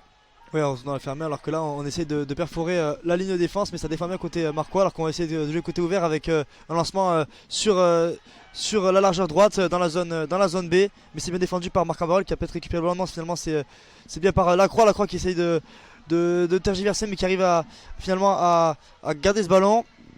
Le jeu qui ralentit, on n'arrive pas pour l'instant à avoir un peu de dynamisme, mais finalement c'est belle passe dans l'intervalle pour le pilier, pour Nem, non pour Beaufils, excusez-moi, qui récupère cette balle, mais c'est encore bien défendu par Marc Ambarel. On n'arrive pas à pilonner alors qu'on joue, on fait jouer les gros, on fait jouer le 109, les remplaçants, mais on n'arrive pas à trouver l'intervalle. On essaie de jouer côté fermé, côté ouvert, côté gauche, la belle passe magnifique.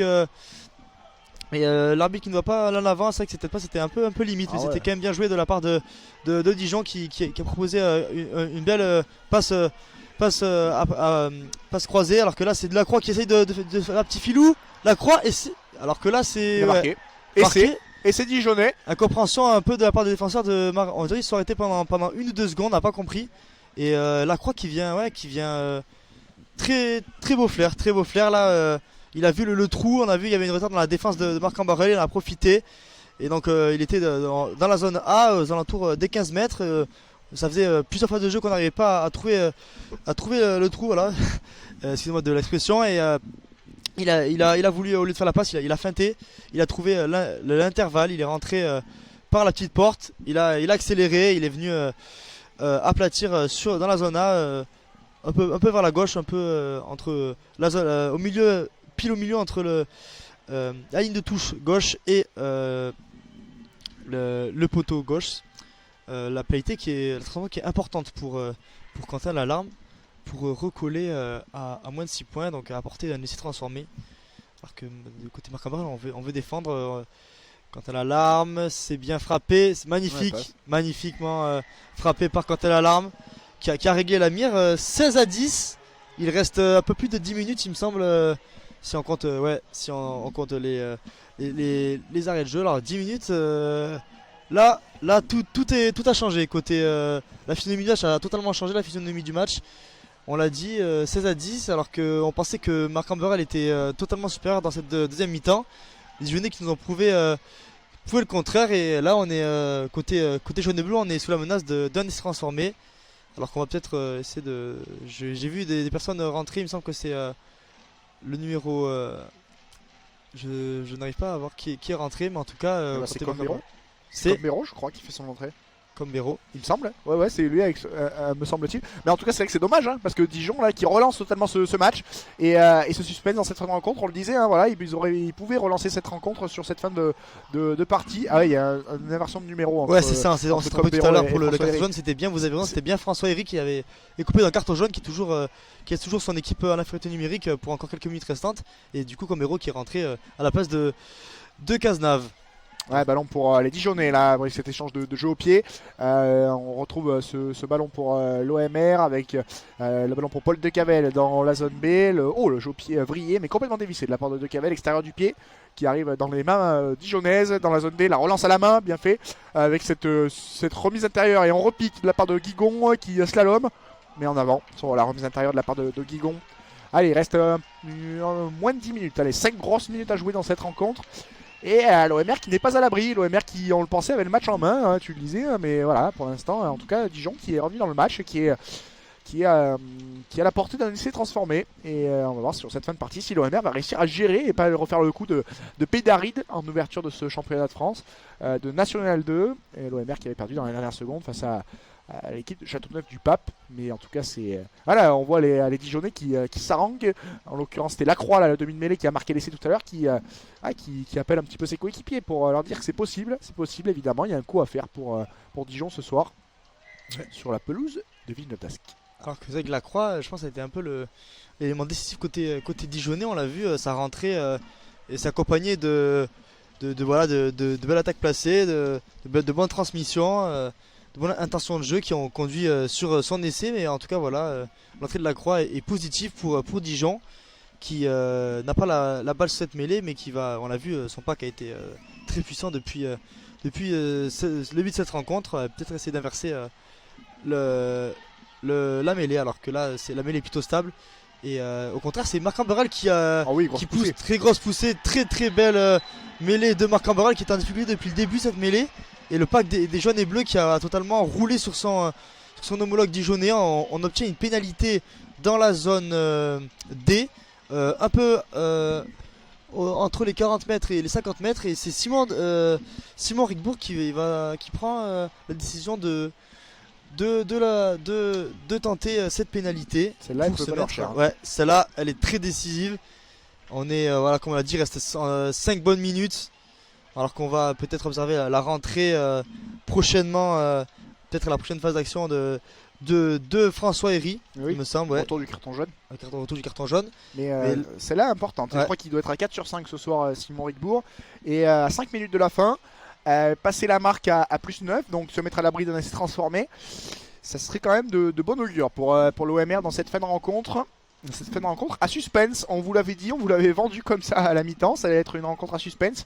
On vous a pas menti, Rigbourg c'est bien parti, il a pas de gauche et ça passe juste au-dessus de la barre transversale. 3 points de plus pour l'OMR, et évidemment hein, le Stadium Nord qui a compris, qui congratule Simon Rigbourg, 19-10 en faveur de l'OMR. Il reste à peine 5 minutes. Oh, le renvoi vite effectué de la part des joueurs de Dijon, mais l'OMR pas surpris. Et surtout, on est parti trop vite. Voilà, on est parti trop vite. Et surtout, il me semble que. Ah oui, il y avait un joueur de l'OMR. Il y a Wilfried Wasilowski qui a fait sa rentrée il y a 10 minutes, qui était pas encore revenu. Oh, les filous, ils ont tenté. Ouais, les filous, ils ont voulu tenter, mais ouais, l'arbitre était vigilant, Romain Carbonel. Donc voilà, on voit que côté Dijon, on veut absolument. Bah oui, parce qu'il faut marquer. Ouais, il faut marquer là. 19-10. Il faut marquer 2 fois ou au moins inscrire une pénalité. Là, ça va être une très belle fin de jeu. Alors que là, erreur. Voilà, là, on a voulu être trop gourmand encore une fois. Quand t'as l'arme qui a voulu être trop gourmand. Et la touche directe, c'était donc dans la zone A, le ballon qui a atterri vers les 22 mètres et qui a suscité la clameur du stade du stade de Villeneuve-d'Ascq. Alors que là, ça fait donc une mêlée pile sur le centre du terrain, la ligne médiane.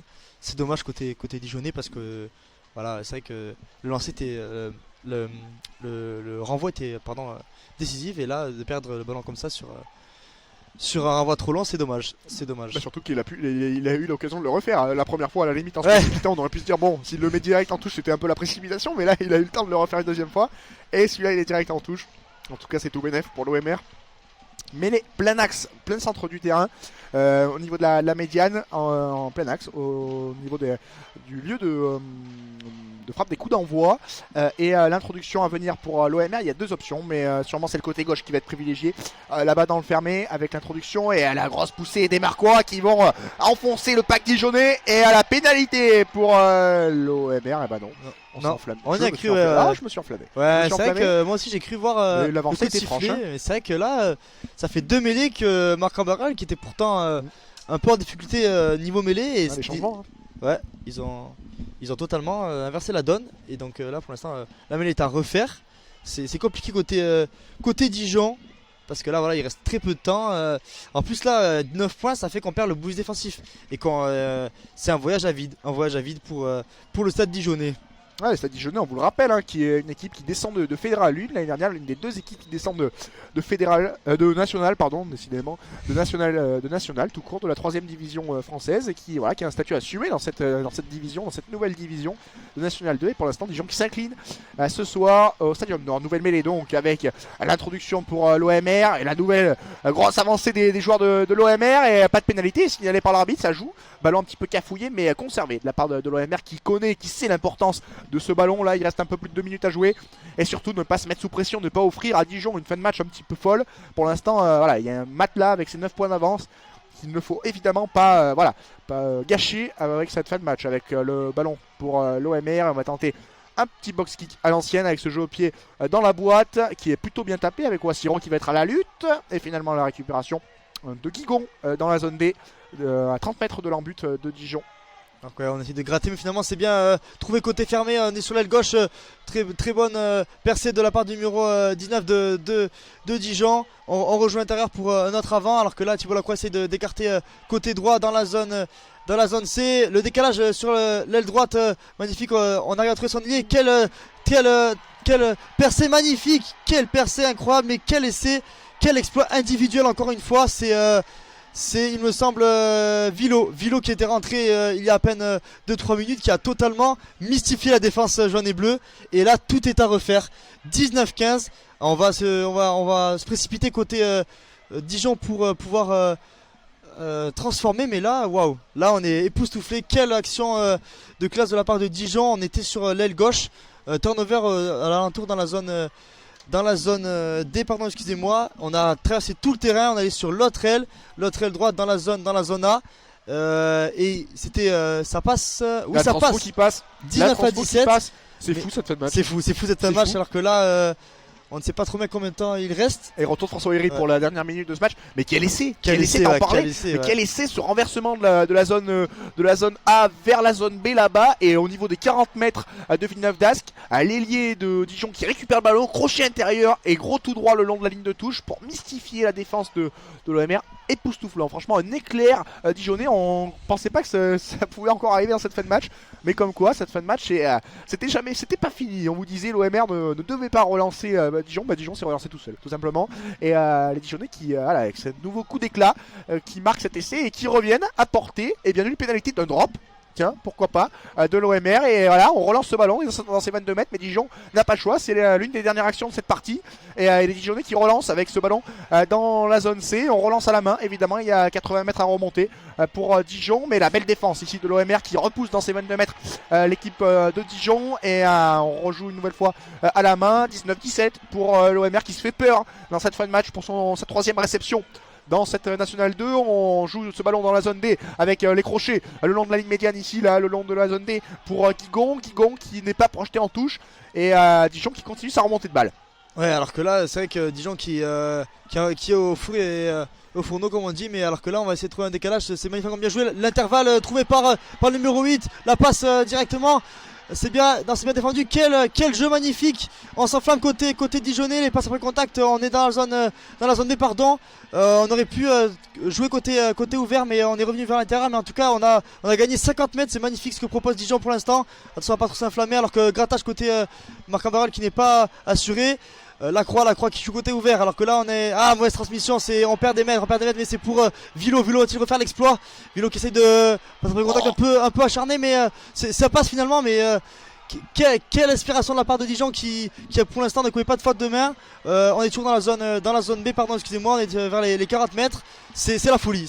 C'est incroyable la remontée de balle de Dijon qui est partie de ses 15 mètres et qui est là au niveau des 40 mètres de l'OMR. On est sur la dernière action de cette partie avec ce ballon dans le dos. Il y a un surnombre dans la zone A en faveur des Dijonnais. Vont-ils réussir l'incroyable exploit d'aller l'emporter? Ils étaient à moins 13 là il y a quelques minutes de jeu et seulement. Et là ils sont à moins 3 avec ce ballon pour une nouvelle fois Dijon dans la zone B avec un 3 contre 2 là à jouer dans le fermé. Le crochet bien fait, c'est bien négocié. Et une nouvelle fois les Dijonnais qui rentrent à l'intérieur. Ils arrivent le long de la ligne des 22 mètres. Et une nouvelle fois le renversement avec une nouvelle fois Lacroix, le ballon pour l'alarme l'a sauté, l'interception de Wassiro manqué et donc ça offre une opportunité aux Dijonnais qui rentrent dans les 22 mètres. Mais l'arrachage de l'OMR et en avant de l'OMR sur l'interception. Est-ce que c'est la fin du match? Je pense pas. Non, il va y avoir la mêlée. Il doit rester une ou deux minutes. Mais tous les joueurs sont à terre. Une séquence incroyable de près de 3 minutes. Ouais. La remontée de balle, que dit l'arbitre? Il va voir son assistant. Est-ce que c'est une interception? Est-ce que c'est un en avant volontaire sur l'interception? Non, il fait le geste. Ouais, je pense qu'il fait le geste et on voit vraiment qu'il veut intercepter. Pour intercepter. Parce que c'était un peu de transmission un peu hésitante. Alors que là. Parce que là, c'est une décision qui change le match. Ouais, là c'est un involontaire, ça change tout le match. Mais et c'est fini. C'est fini. Il estime que c'était un en avant et pas un en avant volontaire, pardon, excusez-moi. Et donc c'est la fin du match, victoire 19-17. Oh, c'est fou. Quel match, quelle fin de match.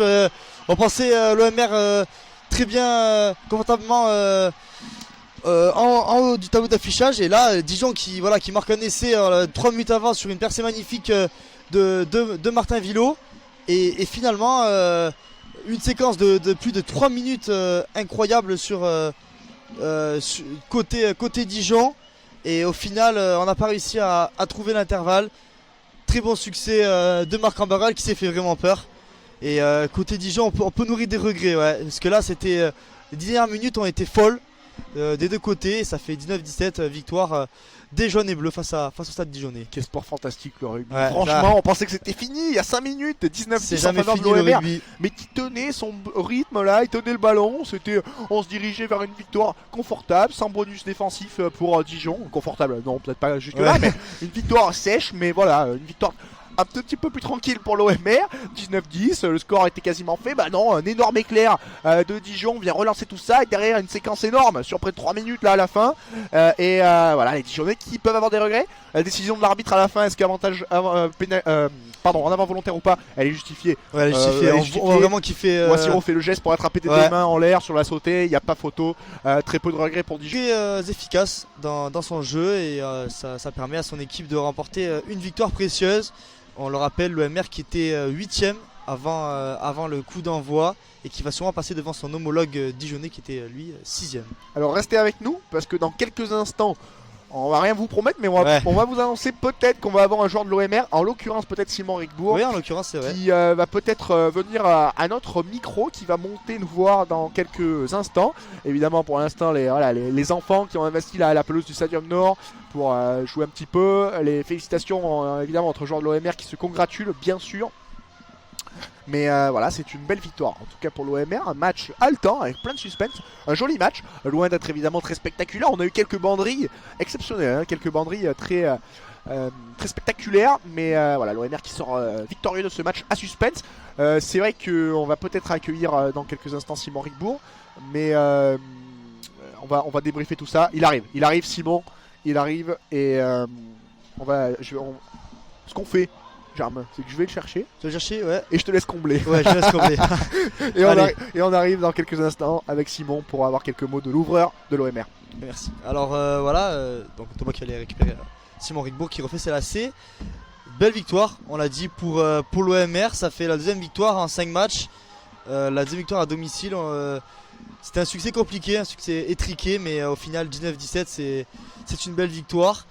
L'OMR qui va se déplacer la semaine prochaine à Mâcon qui lui pour l'instant avant-dernier il me semble avant-dernier de cette poule 1 de National 2 et dans 2 semaines ce sera face à Nîmes, la rencontre qui promet parce que Nîmes qui est pour l'instant première égalité, les sudistes qui font un bon début de championnat alors que Simon Rigbourg arrive bien. En tout cas voilà, 19-17, très beau match de part et d'autre, un match étriqué, on l'a vu, mais au final c'est les jaunes et bleus qui remportent cette victoire.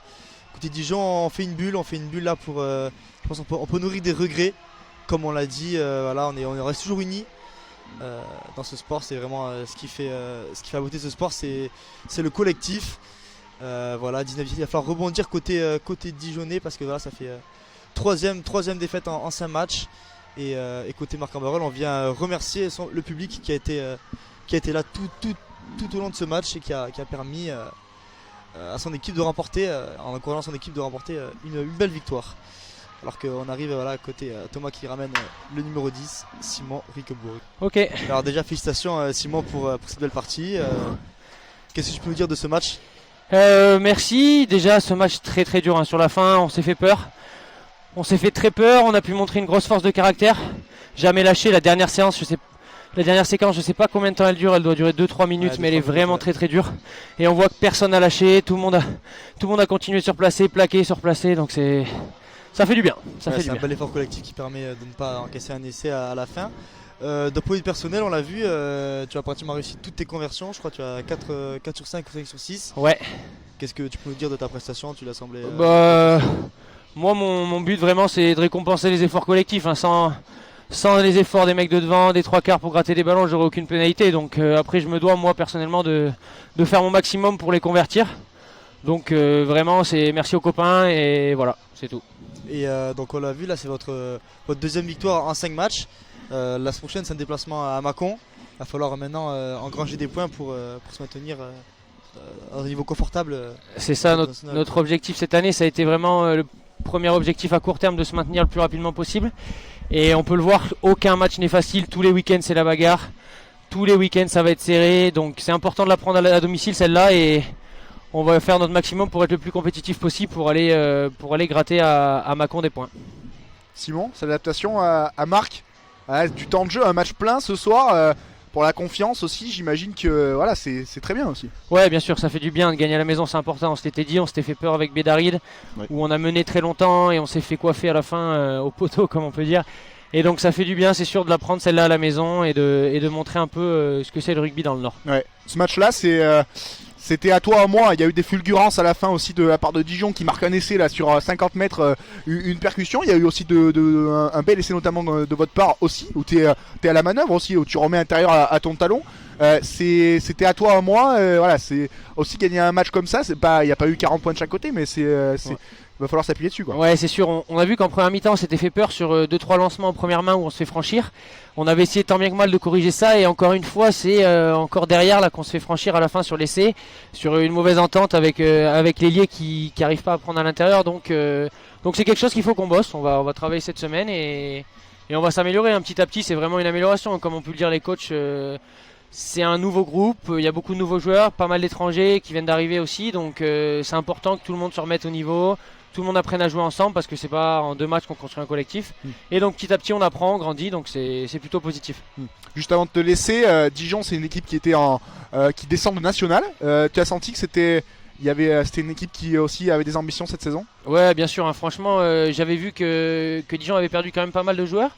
Donc franchement malgré ça ils ont vraiment une très belle équipe qui joue beaucoup au ballon. Donc vraiment ça serait une équipe à suivre, hein. Enfin, chez eux ils ont été très bons, ils ont réussi à faire 2-3 belles performances à l'extérieur. Donc vraiment c'est une belle équipe contre laquelle on arrive à gagner aujourd'hui et donc c'est pour ça que ça fait plaisir.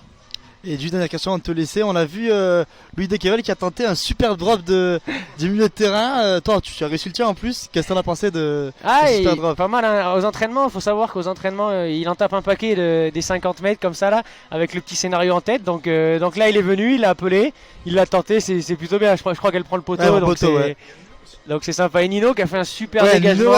il t'a suppléé au pied Nino. Ouais, c'est ça exactement. Ok, bah écoute, merci beaucoup Simon Rigbourg pour ton entretien. Merci à vous. Bonne continuation et bon match cette prochaine à Mâcon. Merci, à la semaine prochaine. Hop, merci les gars. Merci, super, merci. Et ouais, bonne soirée à vous, on se voit peut-être là-bas. Ouais. Tu veux de la lumière? Non, c'est bon. Ouais, c'est bon, merci. Voilà, plus Simon, merci. Salut.